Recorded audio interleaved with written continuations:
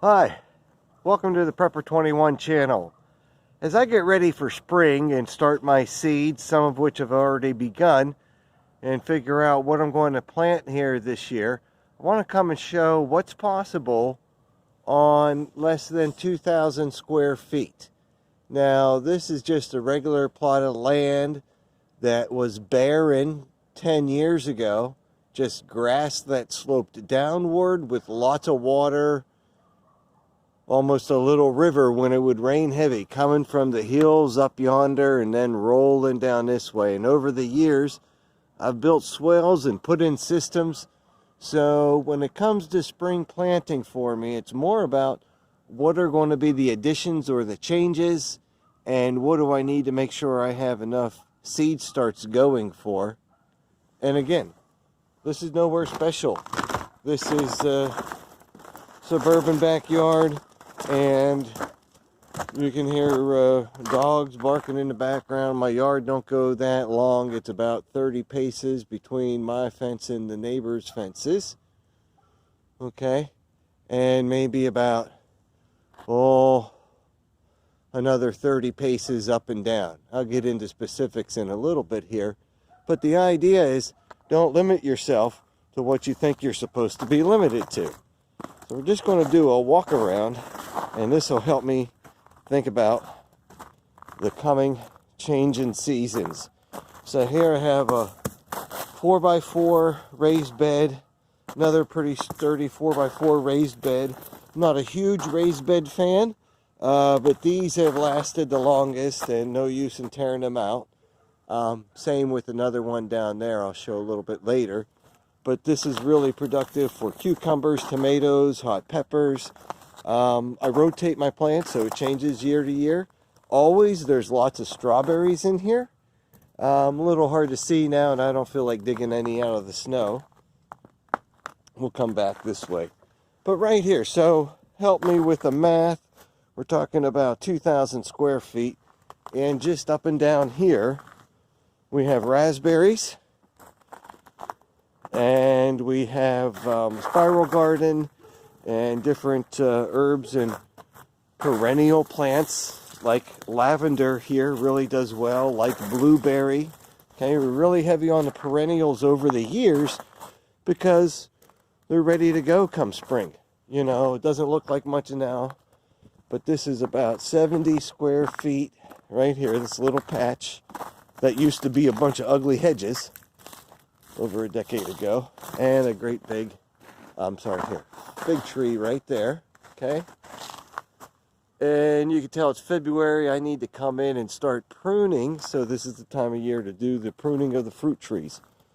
So again, nothing fancy, regular front yard, regular, ornamental bushes, but what I've done differently here, and what nobody else has done, I've got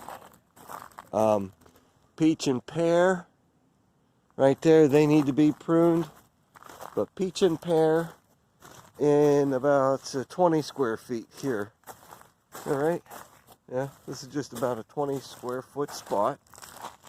And again, peach and pear, you see how big they'll get if you let them. So there's no way I can get peaches up there, so I'm going to have to come in. There's no way I can get those tall pears. So I'll come in and prune this down to a much more manageable size. Okay, they produce. Over here, is about another 20, 30 square feet where we've got, again, hard to tell, but they're in the ground here. See if I can get a little close up. We got potato onions and different shallots growing in here too. We got a bunch of garlic here growing to help break up the ground. I know, again, it doesn't look like much, but yeah, that's some of the garlic that was planted in September. And back here we've got more raspberries, just like on the side. And then strawberries coming in underneath here. So basically, where you wouldn't expect to be growing food in your front yard, if you do it nice and stylishly, you can fit something here. So this used to be the lowest part of the yard. Water just sat here, and now It's the highest elevated with 2 trees and basically a little ditch on contour. Just worked out this way perfectly, so it looks nice to catch and hold water and make these come to life. Again, right under neighbors' noses whenever you can. So coming around the back, again, you know, your typical ornamentals. Then we come into the back here. Okay, again, not a big property, you know, not a small property, so we want to make use of what we have. And here we have about a 12 square foot patch. And I usually try to grow greens, and I have chives in here. We have mints of various kind growing around too. And then got to have your rose bushes. And coming back here is the start of our first larger area, about 500 square feet. So all the way here, and you know, just going to the back of the gazebo there. Okay, so it's about 500 square feet. Again, not very big. Blackberry along the side here makes the neighbors and I happy. And this patch is worn out, so I'll probably take more blackberry, which are really productive, and just place them here. This is the medicinal garden, part of which will go along with everything else. So we grow a lot of herbs and plants like comfrey, which have many purposes for outdoors and indoors. In here this year, I've got ginseng, golden seal. I've got more shallots and onions and garlic growing in here as well. So the big change is adding the ginseng and the golden seal. We'll see how that does. We planted roots that were a few years old for each. And again, the idea is not to rush things, but we'll see how the dispensary comes along. And it as well was built with the concept of ditches on contour. So a little harder to see now, but I want to get this captured. The land slopes down this way, so there are ditches right here, as you can see here, that catch and store a lot of the water here, especially helpful in the dry summer months. So that's the first one, that's another one, and that's another one. So this was all planted, started. The green that you see coming up mostly is winter rye, and we'll see how this comes along, but this will be fun. So stepping upward now, that direction is west, okay, and the backyard slopes this way. So over the years I've built a strong set of ditches on contour, again like this. This first row holds up these elderberry bushes, okay? These elderberry bushes, like the raspberries and blackberries and strawberries, have come from Norse farms in Massachusetts, okay? Additionally, the blueberry here, okay, are on another ditch on contour, and it's really fun to come and see after it rains heavily. And you see, I'm too lazy to take off the netting, but that really come in handy this year. But the way these are situated, the sun rolls back enough to be able to provide them with sunlight.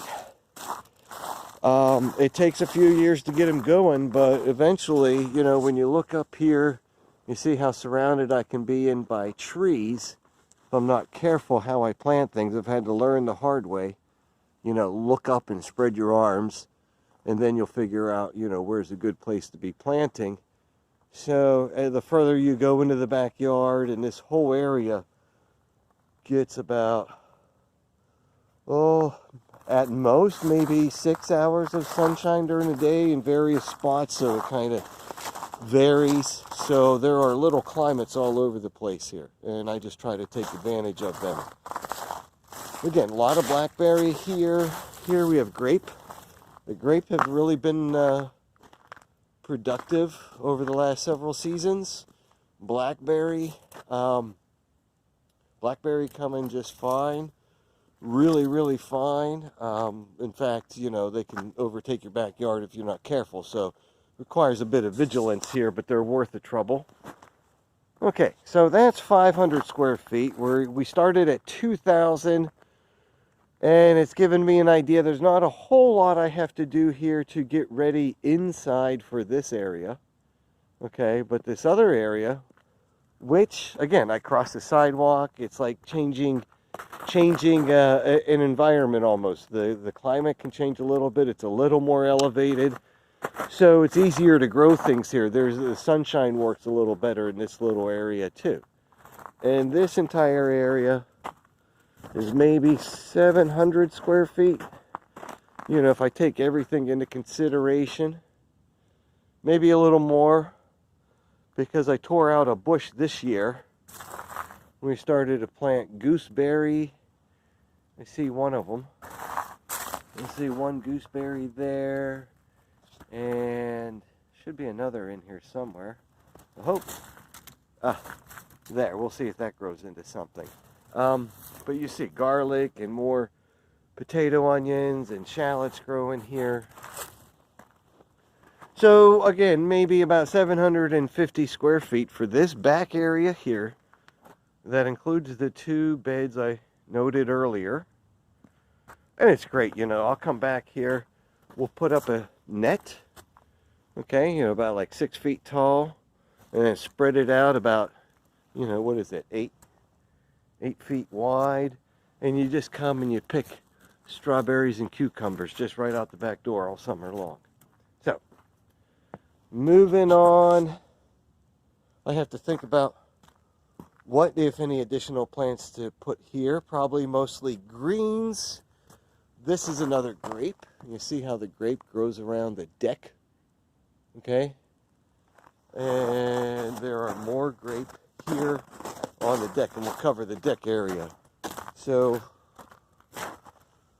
there's more grape there. And these are producing grapes. I always try to plant in here, but the sunlight doesn't work very well. So, I've tried, but I do have success planting greens up until about right here. Right here seems to be where the weeds take over from here until the grapes, and not a lot I can do. But I did have some success. I've got some strawberry buried under there somewhere. Okay. So not a whole lot to start on the indoors for that area. Now coming back to the top here,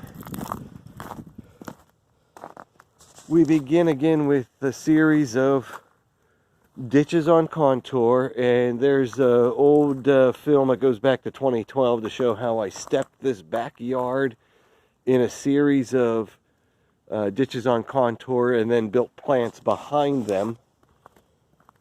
So I never plant anything in here because comfrey really takes over and comes up 3-4 feet high, and the whole area is covered in comfrey, which is wonderful. Brings in lots of pollinators. It's pretty to look at. It's medicinal. It makes great compost. But we'll move on here with the main subject. Right here's an apple tree. It was in a low sunlight spot of the yard, and I moved it last spring, and it seemed to be perking up again. And we'll see if this recovers. Here we have Asian pear. Very productive tree. You see the buds there. You know, this is going to be fun. Looking forward to spring. Another apple tree. Okay. So again, suburban backyard. This is all clay. It's hard. It's terrible land, right? But, you know, over the years, you build these ditches on contour. Good soil builds up underneath them. And I got apple trees. And another Asian pear tree. Wonderful tree here. Gumi berry bush. Okay, this is huge. Look at this. I got to trim this thing. I got to trim all these trees before I have to worry about starting too many new seeds. The gummy berry are amazing. They produce like crazy. They're delicious. And whatever I can't finish, the birds really come after. And, you know, I like providing for as much life as possible back here. And in the front yards, too. So, yeah, see this bush almost taken over. So another gummy berry bush, right? Two's better than one. Now, this thing here is a butterfly bush. And I really got to trim the hell out of it to let that gummy berry get the sun. But the butterfly bush has gone a little crazy here. But a great bush, and yes, it brings in butterflies and all kinds of pollinators. Behind it, on its own little ditch on contour, is another productive little apple tree. You know, and again, got to come in and do a lot of pruning here. As we step back into the next series of a ditch on contour, first we have a blueberry, okay, and another blueberry. So for a total of about, I think I have, or we have, what, 7, 8 blueberry plants here. This one was in a low sunlight spot, and I moved it to this new garden area, and it's really done well. Another blueberry. This garden area here, covered in snow, is where I will put a lot of my indoor starts. It's a good sunshiny spot.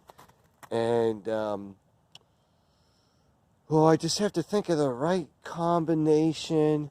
You know, I'm a sucker for always growing tomatoes, and I haven't grown any here particularly. So maybe if I do some tomatoes and peppers right here, just thinking out loud, and probably cucumber, basil, and some other herbs nearby.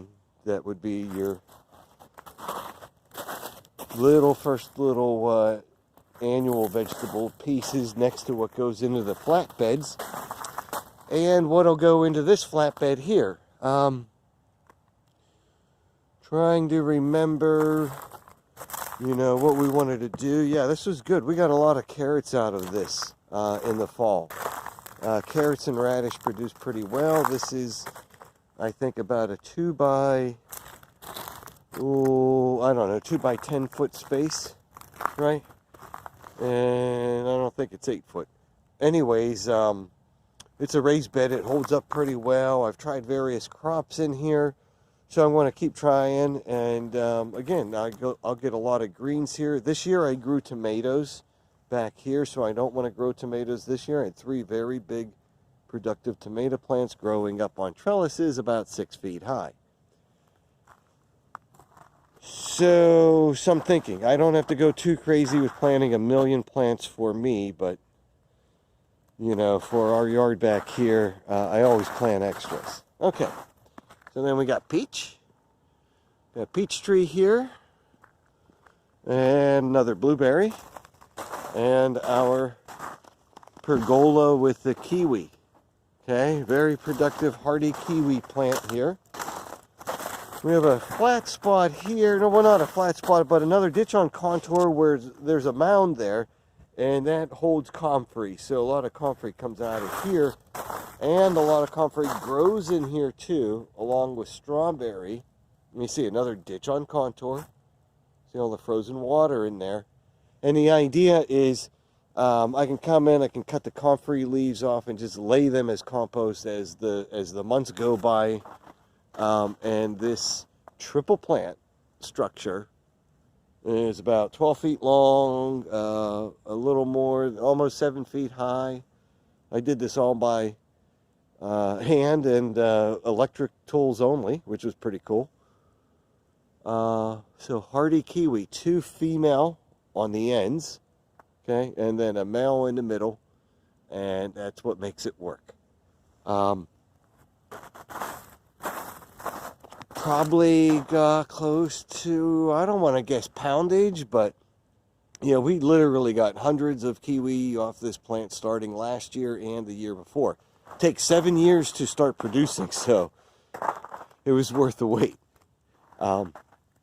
Okay, so another blueberry right there. So maybe I have 8 blueberry, another elderberry in the back, and then a peach tree right here. So if you've been listening on just about 2,000, not quite 2,000, so 700, 500, 120, you know, maybe another 100.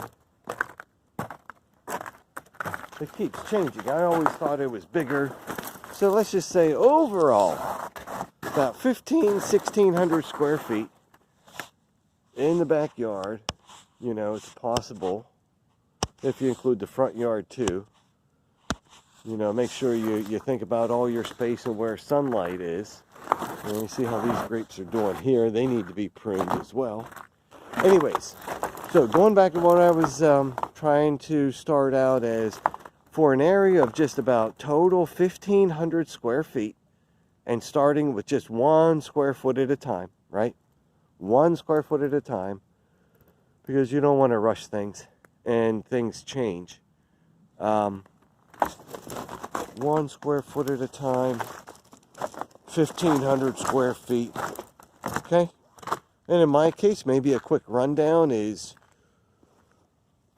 I think 3 very good active grape, 9 fruit trees so far in total, okay? And that's just the trees. Apple, peach, and pear, okay? 3 of each. You got kiwi, okay?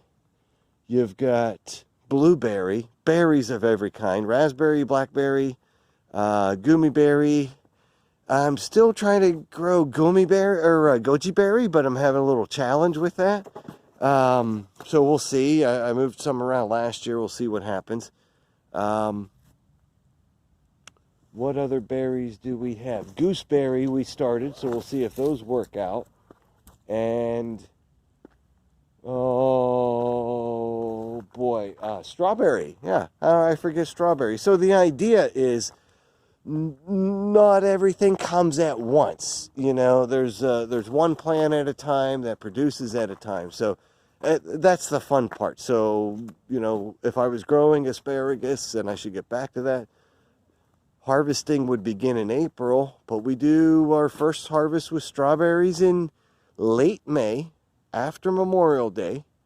And from there, it's, you know, berry season of different varieties for, you know, gosh, if you plant the right plants, if you plant variety of when plants produce too, we were picking blueberries from June to September, and that was quite surprising. But we were here able to be vigilant, able to guard stuff, put nets up, and, you know, keep the squirrels at bay a little bit. So that helped. That's not always a guarantee. Peaches, we probably got about 30 pounds of peaches this year. Raspberry are starting kind of from scratch again, but normally we would get about 16 pounds of raspberry a year. Blackberry are kind of small, that the ones that grow here, so we haven't like garnered up like a whole bunch. It seems whenever we do gather up the blackberry, they get eaten. There's a lot of them, but they don't add up to the trouble of storing long term. Maybe, I think we end up storing about 3 pounds of blackberry a year. Okay. Other large harvest, again, strawberry, the kiwi, you know, so those are the perennials, and the ones that seem to produce the most are the perennials. But also, I digress for a moment, but, you know, I had a contraption built here this year of just a few pallets kind of stacked together in like some sort of a tree stand platform, and I planted a cucumber at the base of each post. There were 3 of them, and hell, we had a cucumber factory here producing about 100 cucumbers over a 2-month period. So it depends. You got to experiment. You got to be willing to, you know, put something ugly up like pallets. You know, nobody understood what I was doing. You know, looked just like what are you doing with your junkyard back there? You know, your garbage is in the garden. And then like 2 months later, it's covered in leaves and flowers and pollinators and cucumbers. And then nobody asks any questions except, can I have some? So, there you have it. 1,500 square feet. That gives me a better idea of what I really need to prep for. And we'll see what else we can do and share. And as the weeks go by, I'll be getting next into, okay, here's what we're doing this week to get ready for what I've explained in this video. All right, thanks for watching. Come on back. And in the meantime, get prepared. Don't use any limitation as a reason or an excuse for not doing it. So get prepared.